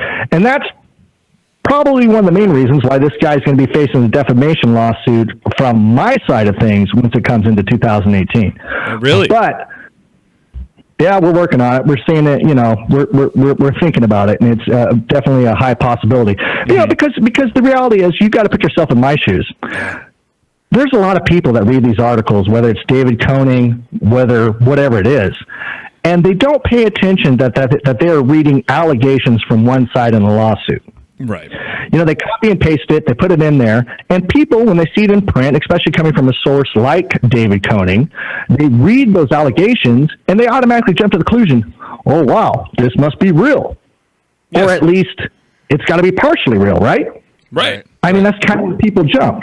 Well, and when we read them we did it on the air, I was like, well, look, this is clearly one-sided from the thing. But I'm interested to figure out what happens, because who makes this? You can't file a lawsuit without proof. You can, but you're wasting money on an attorney and filing fees. You have to back up the things that you say, and it sounds like everything is all hearsay. Yeah. So how can you file a lawsuit? The only person who's going to win is his attorney. Yeah, exactly. And I agree with that 100%. And maybe that's the reason why nobody has been served. Maybe it was just his way of spending $400 to put a big smear campaign out there, and a tactic to try and, defame the social club community and some people that he didn't like. But you have to remember also, and this is a key ingredient, his wife was a county clerk for the Sacramento courthouse. So the shuffling of paper and the filing of lawsuits is something that she does professionally. Sure, but it still costs money. I don't think that you can file something for free over there. Yeah. Yes, it does. It costs $500. Yeah. Well, there's your $500. Yeah. So one of the other things that in the allegations that, even a preschooler that's familiar with Disneyland can realize something's wrong. He also says that I extorted that $500, and he also, in the allegations, it's worded so that Disneyland was aware that this was going on. Now, if that's not just a huge red flag, that people that know Disneyland, that know anything about the parks, that know anything about corporate business, would know that Disneyland would have no part of anybody running around the parks and extorting people for $500. Right. And just the thought alone of myself going to somebody to extort $500 is just ludicrous. But he was pissed. He was mad. He was very angry. This lawsuit got what happened was, okay, let's get to the first time I met John in person. Okay, the walk had already happened that day. Everything, his walk for the day was done. Well, we'd had some text messages back and forth, and this is one interesting part of the text messages back and forth, and I tried to be somewhat compassionate with the guy in the text messages, and I said, listen, John, I said, you got a mom saying this, you're claiming to be a fireman. I said, I'm grasping at straws here. I said, I just want to hear something from you that actually confirms that you're a firefighter, because I'm looking at your life and I don't see anything that reflects that you're a firefighter. Do you have a badge number? What station are you at? Who's your chief? He wouldn't answer any of those things. He did send me a picture of an old EMT card. Now, remember earlier I said that I already researched on this page and saw that his dad had the same thing, same name, right, and his dad was at the correctional offices. He did send me a picture of this old EMT card, and mysteriously, 2 things were taped over on the EMT card that he sent me a picture of. The first thing was the middle initial on the card, and the second thing was the expiration date. And So, I was trying to get him to come out of that, come clean about him being a firefighter or not. But you got to realize, at the point of that walk, he had known that I had put the post up in the president's page about him talking to the 12-year-old girl. Right. He had known that other people were just coming out of the woodworks with crazy stories about him. He had known that I was pushing him in a private, message between me and him, that I wasn't believing in any of his stuff. So the guy was pissed off. Sure. Okay? Right. So the first time I met him was the day of his walk. It happened to be, of course, 9/11. All the social clubs got together, and we kind of made an event of it that we were going to go hang out and watch the flag lowering ceremony. And so there was a group of us, like maybe, 50, 60 of us there. Okay. And so right as it's ending, we were all up the steps in front of the train station, and we were watching from up there. And right at the end of that was the first time that I met John Sarno in person. I saw him walking up the steps, and he came up, and he started getting in my face right there at Disneyland. And that was the first time I actually met him in person. Like, when you say getting in your face, what do you mean?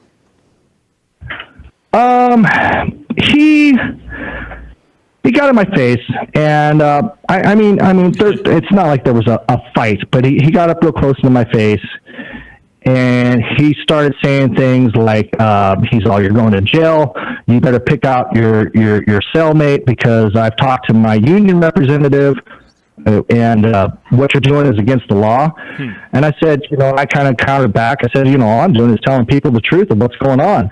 I said, why don't you be truthful, John? I said, where's your proof of being a fireman? And he just came back, and it was just kind of back and forth. He was like, you're going to jail. I'm going to sue you, which I have to admit, he was a man of his word, and he did sue He did do that. Yeah, didn't lie about that one. And so it was kind of just going back and forth. It wasn't really causing a scene in the parks, but it was a little bit of confrontation, but the crowd was packed so tight at that time that it wasn't really noticeable. But we did keep on going back and forth. And the main thing I kept telling him was just go away, John. Just leave me alone. Just step back, leave me alone, walk away. And he just wanted to keep me mouthy. I think he felt a little cocky that day because he just had the successful walk that morning, and he thought he was the king of the world. And I said, and this is where it gets maybe a little bit of a slippery slope. I said, listen, John, I said, your walk is done. It's over. And I'm not talking about the future. I mean, for that day, that physical time period that his walk was done. Mm-hmm. I said, everybody knows who you really are. Just leave it alone, and just leave it alone. And he's all, no, we're already planning next year's walk. I said, John, listen, I have an obligation to these people that work hard for their money, that are going to contribute to your event and be a part of this. I said, not in a blackmail sense, but I said, but if you proceed and you're going to do this, then I have an obligation to all these good people to let them know who the real John is. Mm-hmm. And he said, well, if you do that, you're going to go to jail and blah, blah, blah, blah, blah, blah, blah. And I said, John, do whatever you want to do. I said, it's totally up to you. I said, but, I'm not going to stay silent about who you are. Well, yeah, and that sounds like the crux of his, his argument, that he took that as you preventing him from doing something and kind of ran with it, I guess. Well, and so all I know is this. All I know is that the next day on the group for the Facebook event regarding his packages for the next year's walk. And so I just did what I thought I was kind of obligated to do, and I kind of assembled all the information. I got all the callers on the phone that had all these crazy stories. I got them to call into the show, and a week after that day, on Tuesday when we do our podcast at 8 p.m., I just had everybody call in and start explaining who John Sarno was. And believe me, that show really, really pissed him off. I can imagine.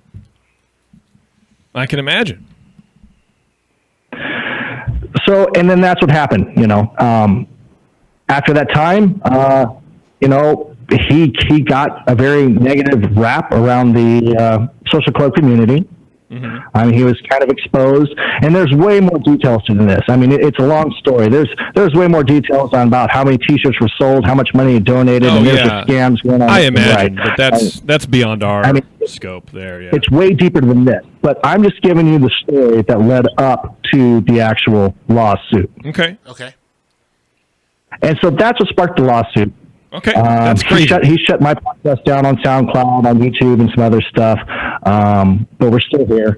But that was the motivation behind this whole lawsuit that everybody's seeing today. That's a crazy story, dude. It seems insane. I mean, on a number of levels, but it most real life things that I've been a part of in my whole life. I can imagine. I can totally imagine. And I read that his social club has been disbanded and the Facebook page isn't there anymore and all that kind of stuff. Yeah. Have you heard from any of his other members, or just kind of everything just kind of fell by the wayside? Yeah, I have heard from a lot of his members that were in his club. Obviously, they've left his club once he was exposed. I mean, a lot of, the funny thing is this lawsuit is against the White Rabbits, but really the White Rabbits didn't have much affiliation with Sarno at all. And a lot of the people that are named in the lawsuit are not White Rabbits. It's people from other social clubs that were actually associated with him, but he kind of lumps it in. Everybody assumes it's all White Rabbits, but it's really not. It's a bunch of other people from other clubs.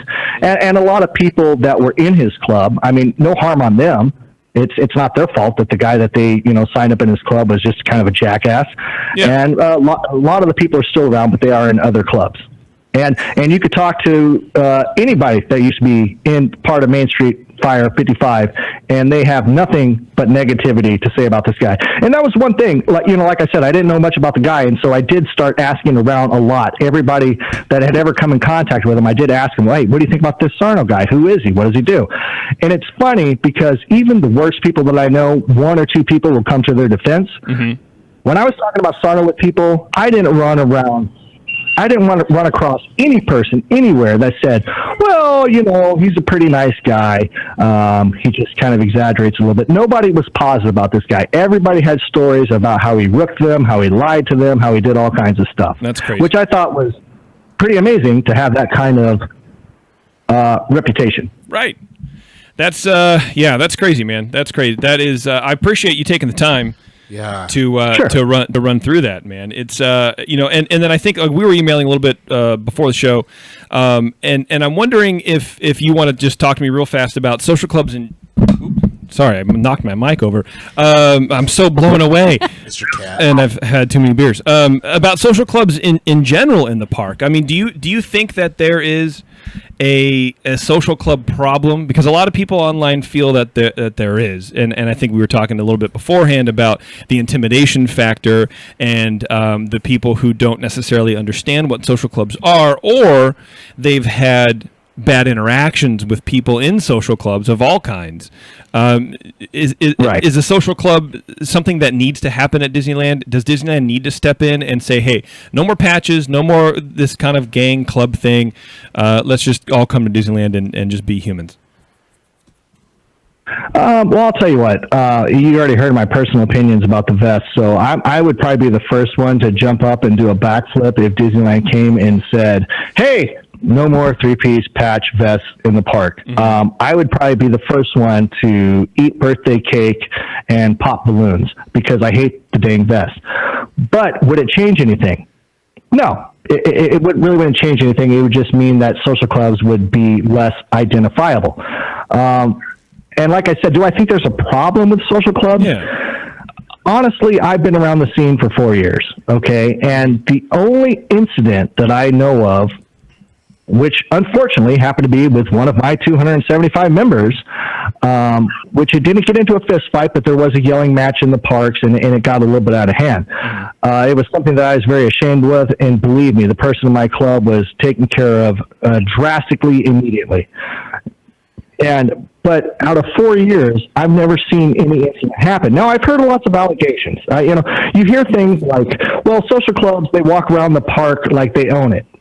I don't even know what that means. I mean, I've heard that about annual pass holders also on the other side, and what I think it means is there's a confidence, and I'm not saying. Let me back up. In every group, there are jerks. In every group, because it's human beings. We want to have a pride of ownership. We want to belong, but we also want to psychologically feel better than everybody else. That's just kind of how we work, and whatever. So I think that annual pass holders get a bad rap because they walk around like they own the place. I think social clubs get a bad rap for the most part for that as well.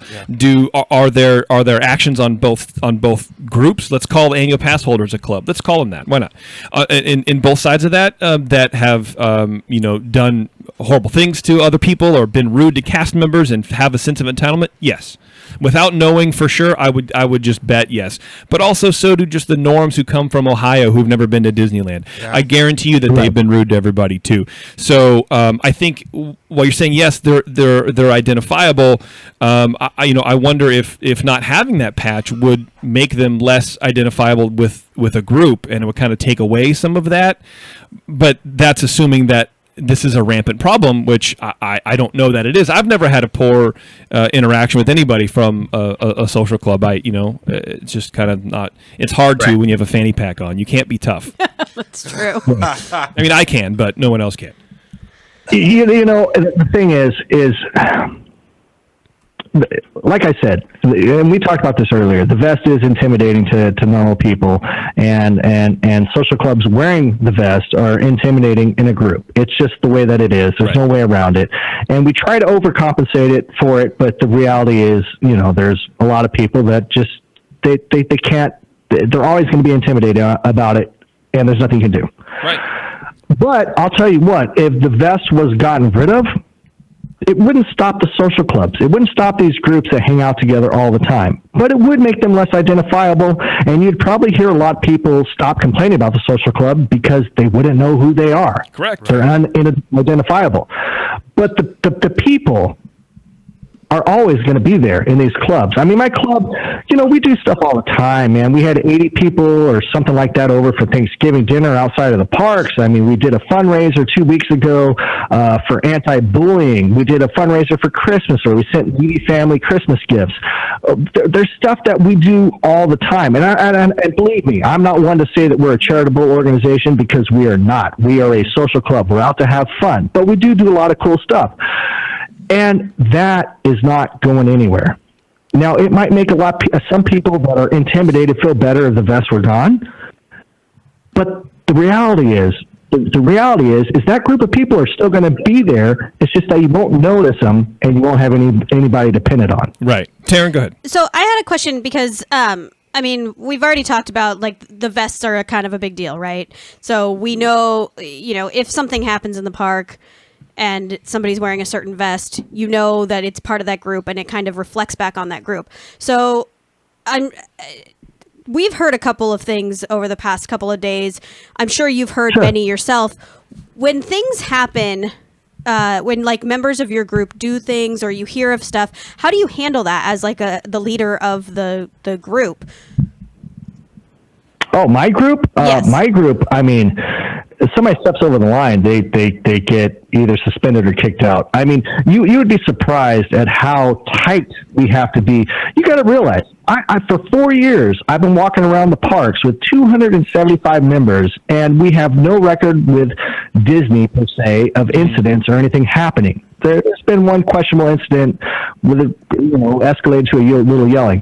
But in my club, I can't speak for all clubs, but most of the clubs kind of model after what we do.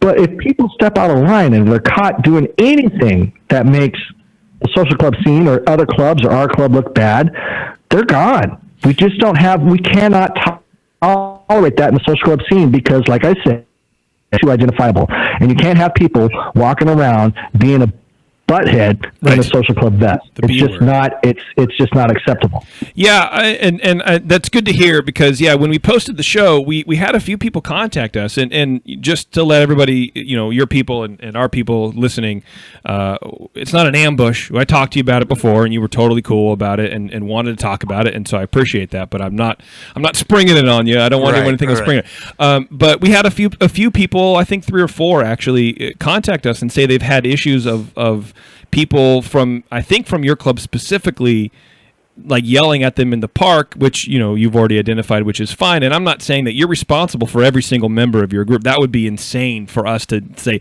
Jake, you're the butthead because you can't wrangle everybody. Like that's not realistic. But there was one gal in particular who said that she was followed to work by people from your club, and her manager was contacted. And I'm not saying that Followed to. Yeah, I don't know. It's a Facebook message. I don't have necessarily proof.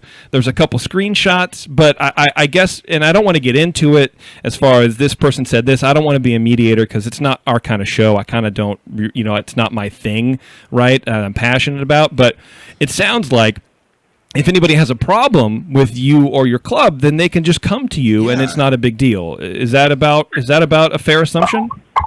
Of course, you got to realize that we try, us, me, myself, the other presidents of the clubs. Mm-hmm. I mean, our job is not to lead this gang of ruffians through the Disneyland park. Our main goal is just to make it so it's a place that people in our club have something to do. We plan events, and we're basically the club.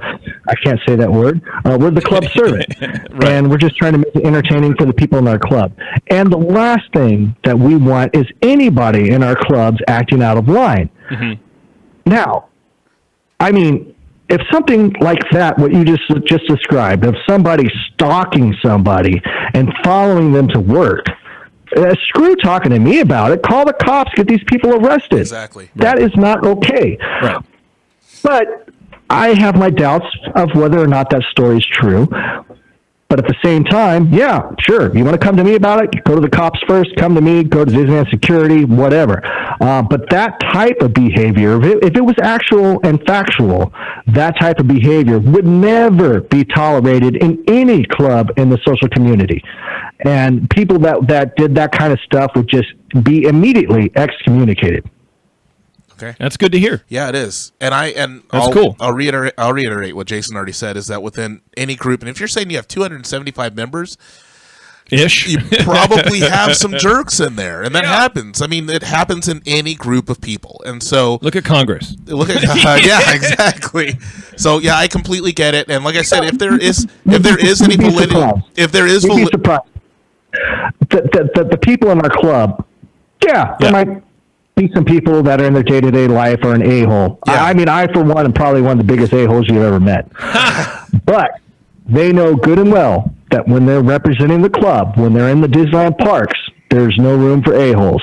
It just cannot happen. You better be the most polite, apologetic, friendly person that you've ever met in the parks. Yeah, that's good to hear. That's good to hear. That's cool. And, hey, man, I appreciate, again, being willing to talk about it. It's I don't think everyone would. It's given me a ton of...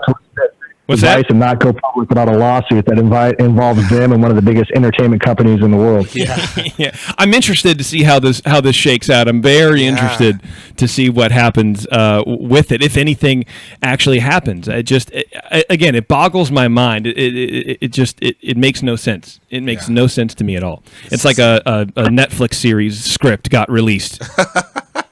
And that's one thing that I could definitely say, that if there's any producers that are out there listening, definitely we've got a reality show in our hands. At least a Lifetime movie. Like maybe a gay Lifetime movie. I'm not sure. Oh, for sure. Something like on Freeform or something. I think, look, I'll tell you what, man, if they hear about it from our show, you at least have to give us a little taste, like a 3% cut or something. Just a little bit. I just want to get my beak wet. So when the fanny packers going to be at the park? That's what I want to know. That's a good question, man. We have some members in Canada who don't come all the time. We don't really go all the time. I'm trying to be there on my birthday, actually. That's what we're working on. It might be a couple of weeks. Yeah. Awesome. Nice. Just me and the Are we wife. going to do this token Black Jeopardy or not? I need confirmation. We have to, if we do it, message me. I'll do it on your show. Okay. All right. Good. So I got Terrence lined up for token Black Jeopardy. We're definitely going to do this. Let's do it right now on both shows. Yeah, did you hear that? That was Steph. That's my token. How about we integrate it with both shows right now? Yeah. And do it right No, because it's not our shit. We're already at an hour 45, and we're at an hour-long show. Well, the problem is also I don't want to, we already have a a guy that knows everything about Disneyland music, and he was proven wrong on our show. And I don't want to lose on my show. I'm okay with losing on your show, but I don't want to lose on my show. If we're gonna bout about anything, it's definitely not gonna be Disneyland music. I'm sorry. That's fine. Social club. I mean, me as a whole, like I love my social club. You know, we're a huge family. I like the scene as a whole. Yeah. And I'm a great Disney fan, but not to the point of knowing the, 10 different versions of Fantasia. No, I'm with you. I'm the same way. I'm not that good. Yeah, man. I tell people all the time. People go, "Why do you like Disney so much?" And I go, "It's not Disney. It's Disneyland." Mm-hmm. For me, there's a difference. The Disney Corporation, the umbrella. Like I don't know that much about it. I haven't seen Moana yet. I haven't seen half of these shows. But Disneyland, I really enjoy. Yes. Yeah. If the debate was what beers do they offer At Disneyland? I'd win. That would be a good show. Yeah, hands down. Well, guys, thanks a lot for having me on your show and kind of just, talking to you guys. I mean, Yeah, dude. I saw some of your comments on your page about, that's lawsuit's got to be true and blah, blah, blah, blah, blah. These social clubs look like they're entitled in the park. Yeah. So I am appreciative of the fact that you guys gave me a few minutes to actually talk to you and explain what was going on. And thanks for listening. Yeah, of course, man. And really, I made that comment specifically to try to get someone's attention because I didn't know how easy it would be. That's why I gave Terrence the opportunity. He tracks people down for me. Yeah. And honestly, that comment was it's more for our people, right? Because when you talk to your people, right? When you make a Facebook post, you're talking to your listeners, right? And so our listeners know about the Main Street Fanny Packers. We're never trying to be. We're just nerds with microphones and fanny packs, apparently. So it was never, and I know it got kind of construed in that way on like the Club Hub, and it was never really. It was never like a challenge. It was more like a tongue in cheek. We're having a joke, right? And then you guys saw it and posted it, and then I was like, oh, I think they took it seriously, and then I thought, oh, I could see out of context, out of the realm of our weird show, how it would kind of look a little confrontational. So definitely not looking for a rumble, more just to have a beer at Sonoma Terrace. Exactly. Well, I'll tell you one thing. There's nothing that I take serious, or at least hardly anything. I take my liquor kind of serious. Other than that, I don't take much serious. And like I said, my club has started as a joke, and I still treat it as a joke. But one thing that's not a joke about my club that I had to come into the realization after doing this for damn near 4 years is that I started not making it hard for people to come into our club. As long as you showed up, you hung out one day, and you were cool and you were normal, it didn't seem like you were going to get us in jeopardy in the park, you were welcome to join our club. And we started doing that, and the club grew and grew and grew and grew and grew. And I realized this thing that I took as a joke, I had to eventually start taking seriously because I had so many people, kids from broken homes, kids from abusive families, people from all transplants from all the states that this is their own family. And all these people joining the club, that this was their family. Yeah. And I realized that double cheek. Well, that's cool, man. I hear two. Yeah, you're we're losing you again. Well, we'll let you go, man, and let me know how it goes with the lawsuit, quote unquote, man. and if anything progresses, we're interested to know. For the record, Yeah, I don't know. You guys are choppy right now. No, I just wanted to say for the record, I think you guys are really awesome. I really love the whole interaction between you guys and Jake. I think what you guys doing is a good thing. Thanks. I appreciate that, man. I appreciate it. And like I said, we just wanted to make sure that you guys had your time to explain what's going on as well. So we're glad that you guys were able to do that. The same bull crap. Right. All right, guys. I'll let you split. And good without cussing, right? You did great. Except for that one time, but it's fine. You'll be all right. It'll be all right. Now I have to sit through 2 hours of show to find it, but it's fine. It's fine. It's all good. Thanks, Jake. Yeah, you're not the first, man. Don't worry about it. All right. All right, guys. Have a good night. Thanks, guys. All right, later. Wow, long show, dude. Yes. But good. I have to go to the restroom real fast. I had a bunch of Disney news to go through, but we're gonna go. We're gonna do it with the secret show. Let's just end the show real quick. Yeah, you can go pee. We're gonna end the show real quick. I hope. Well, look here. Let me get my. let me get back to the show. I hope we did it justice, man. I know, some people, contacted us and kind of wanted our help. I don't know what to do with that. Well, we're not really advocates, either Right. way. And I feel for the people who wrote in. Absolutely. And I wish that there was something we could do. But honestly, if things like this happen, go talk to Disney security. Yeah, it's not our forte. Right. I just want to talk to the people who are interested in talking about it, and I don't want to pass any judgment. That was never the point of the show, is to pass any judgment. I don't know. Like I said, I'm an idiot with a microphone, and I'm just kind of curious about stuff. So, I really need to go to the bathroom. So after this, folks, Patreon supporters, we're going to do our secret show. Yeah. And the recipe is for glue wine, which is a German wine. It's a hot mulled wine because it's December. Good. Sounds good. Yeah. Right. So if you want the recipe, and it's served at the I almost said Greek. Well, I wish they had a Greek pavilion in friggin' Epcot. They don't. The German. Yep. Snapping and clapping. Where's my handkerchief? Hey! In the German pavilion. It's a German deal. All right, let's get out of here, huh? Yeah. Yes. All right. Here we go. Anything can happen at Disneyland, Terrence. You know that for sure. Spectacular Christmas celebrations are nothing new. But in 1976, it was the first year the Magic Kingdom found snow on the ground. As part of Sandy Duncan's Christmas special, taped for television at Disneyland, Mickey and Minnie glide gracefully across a frost-bitten Main Street. And here's the photo. Maybe I'll try to take it and put it online. They iced over Main Street and made it into an ice rink.